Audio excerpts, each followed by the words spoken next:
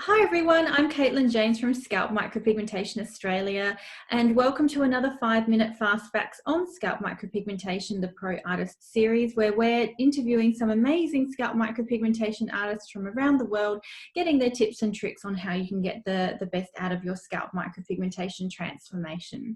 Today's lovely lady is from the UK, where she's been a scalp micropigmentation artist for many, many years. I had the pleasure of meeting her back in 2017 at the Scalp Micropigmentation Conference by Team Micro, and I was in awe of her passion for her client results, passion for her business, and by the way she talked about it and what she had managed to achieve in her career so far.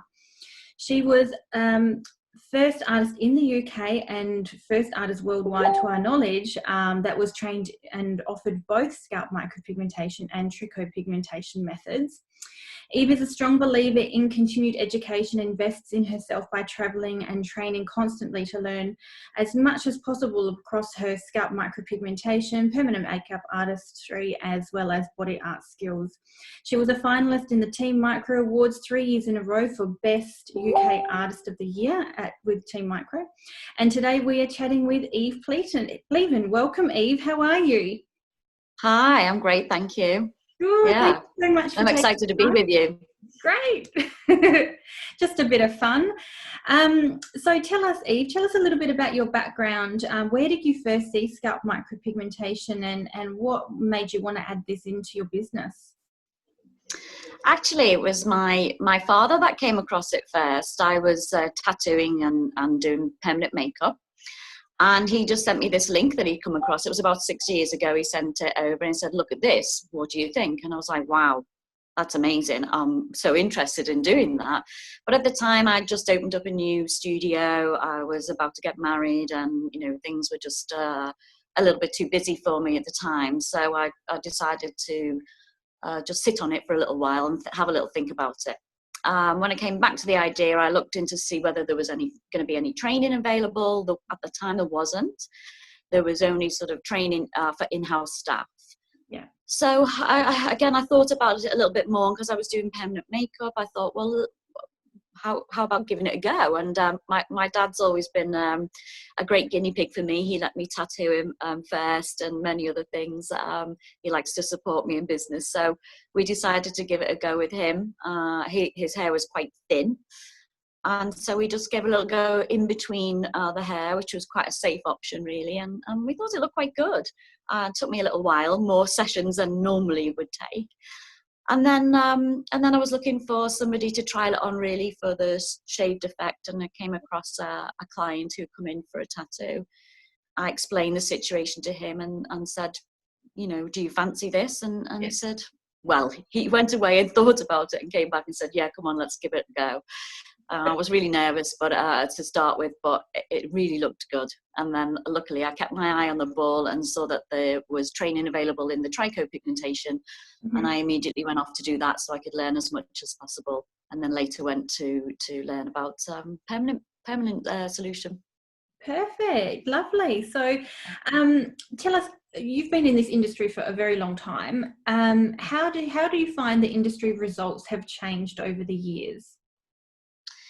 Yeah, actually. Well, on one hand, I would say that it's improved a lot because I think just technicians, through experience, start to understand the process more. And, when you get a client back, you start thinking about, okay, how is his skin different maybe than somebody else's skin? What do I need to get a better result? So I think that generally the people who are in it from near the beginning have massively improved their techniques. It's fantastic.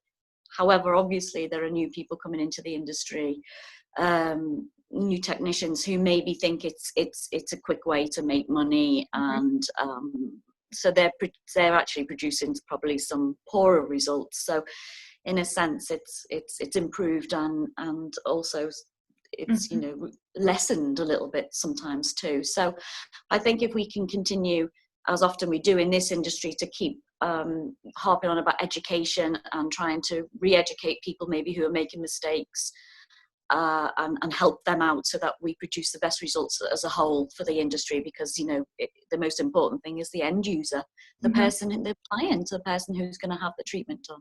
Yeah. And also educating clients on how to choose the best scalp micropigmentation artist for them too is Absolutely. really important.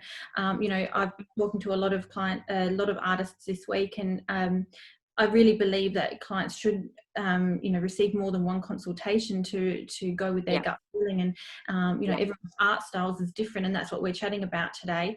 And so finding the right client artist for them is really important, and going to more than Absolutely. one consultation can hopefully help them Yeah. achieve that. Yeah. Yeah. So Yeah. talking about art styles in hairlines, there is a big push to make these results look as realistic as possible. That's continued to increase over the years. How have you personally grown as an artist your realistic effects? Um, I mean, the most important thing is to listen to the client and hear what they want. Sometimes they don't actually know what they want. Maybe it's been years since they've had their hairline, so they're relying on me to help them choose that.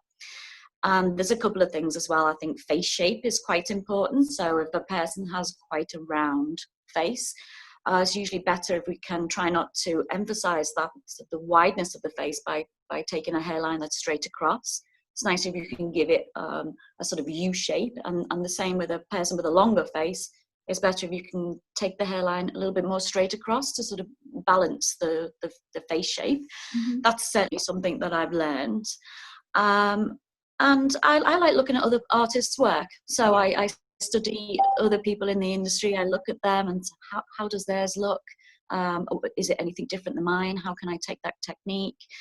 And the other thing I think I do as well is I look at real hairlines. Mm-hmm. So while I'm on the train to work and things, I'm always looking at people, say, who haven't got any hair loss. And how does their natural hairline look, And sometimes I'm even surprised. Sometimes I think that person's real hairline doesn't look real. Yeah. It wouldn't be something that I would choose, but that's really important because maybe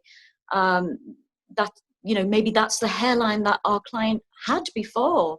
Yeah. So, again, asking them to bring maybe photographs from when they had a hairline is also a good idea. So I think my bringing it all together is how I've changed. Yeah, brilliant. And what characteristics of a scalp micropigmentation natural hairline do you think looks most realistic? I think really it's probably a combination of techniques. Certainly at the actual front hairline, it's really not natural to have a very straight line, unless you've been to the barbers and you've had that buzz cut, but that's not natural. So really scattering the pigment deposits, scattering them around the front, making it slightly uneven, and even a lighter touch at the front. So I think combining those together makes it quite natural. Yeah, brilliant. And what can you suggest to a client who is very unsure about the right hairline for them? Okay, definitely keep it a little bit higher at first. So I ask them to sort of tell me where they think they want their hairline. We discuss whether that's okay, and obviously sometimes people want it too low, so I'll tell them straight away, no, that's too low.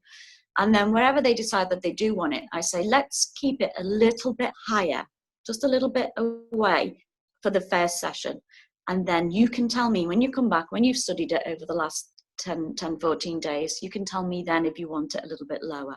And therefore you've had a chance to really see what it's like. Because if we draw a white line on somebody, to ask them if they're happy with their hairline, it's not very natural for them to look at. So just keep it soft and a little bit higher, and then we can discuss later if they want to lower it. Excellent. That's a great tip. And can you share with us one of your most memorable transformations? Yeah. So that's a difficult one, really, I think, because I've been wowed by many of them, and some have been subtle changes. But I think really the most memorable come from the reactions of the client themselves. So, I've had a guy who told me that he went into a restaurant after he'd had the pigmentation done, and he realized for the first time he didn't have to sit with his back to the wall. It didn't matter if his back was to the room, because his main concern was actually the back of his head. I don't know if you find the same, Caitlin, but some people come in and they're more concerned about the hairline, and some are more concerned about the sort of horseshoe problem at the back. So he was more concerned about the back, and therefore he actually said to me he had a little weep because he realized that he was free from that restraint of sort of having to sit with his back to a wall or something. So I think that was one of my most memorable ones. These little things that we take for granted, isn't it? It's amazing how something that we can do for someone can make such a big impact in their life. Absolutely. I've even had a client phone me up to tell me that he went out shopping for sunglasses, and he said he'd always hated shopping for sunglasses because he hated looking at himself in the mirror, but he'd gone out, he'd had his pigmentation done, and he'd gone out and he'd loved it because he didn't feel self-conscious looking in the mirror, and he was quite excited about buying the sunglasses. So even little things like that really make you feel good. Oh, that's lovely. Well, thank you so much for sharing your experience with us and helping our clients understand what can contribute to a nice, natural, artistic effect to a natural hairline. And thanks for being a part of the 5-minute fast facts on scalp micropigmentation, the Pro Artist series. I'm sure you've helped someone out there who's looking into getting a natural looking hairline with scalp micropigmentation. So thanks so much for your time, Eve. Yeah, that's amazing. Thank you, Caitlin. Thanks for asking me. No worries.